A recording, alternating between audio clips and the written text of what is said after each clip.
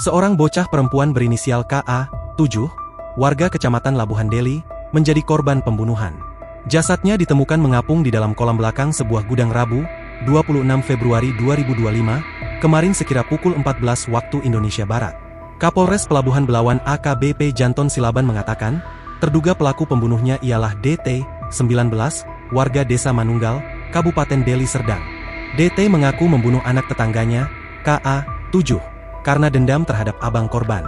DT menceritakan, sebelum kejadian, ia baru saja pulang dari tempat kerja pada Rabu, 26 Februari 2025, sekitar pukul 10 waktu Indonesia Barat. Kala itu, dia sedang suntuk dan menonton televisi di rumah. Di luar rumah, dilihatnya KA sedang bermain-main dengan anak tetangga lainnya. Seketika, DT mengingat dendamnya kepada abang KA sebab beberapa waktu lalu, DT dipecat dari tempat kerja karena dilaporkan menggelapkan semen oleh abang KA. Saya menjual semen sisa. Dikasih tahu abang kalah ke bos. Saya dipecat pas istri sedang hamil prematur. Saya menganggur.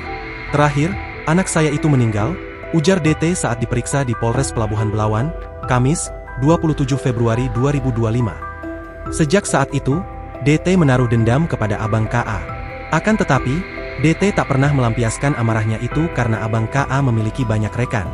Sekitar pukul 13 waktu Indonesia Barat, DT pun memanggil KA untuk membuang jasad hewan di dalam kolam di gudang samping rumah korban. KA menuruti perkataan DT lantaran sudah sering disuruh-suruh pelaku. Sewaktu di lokasi, DT justru menganiaya KA hingga tewas. Setelah melepaskan dendamnya, DT mengaku nafsu sehingga sempat meruda paksa korban. Lalu, jenazah korban pun dibuang ke dalam kolam. Sebelum ketahuan, DT sempat melarikan diri ke rumah bibi istrinya di Desa Mulyorejo. Polisi kemudian menangkap DT pada hari yang sama, sekitar pukul 19 waktu Indonesia Barat. Kini, DT telah ditahan di Satreskrim Polres Pelabuhan Belawan.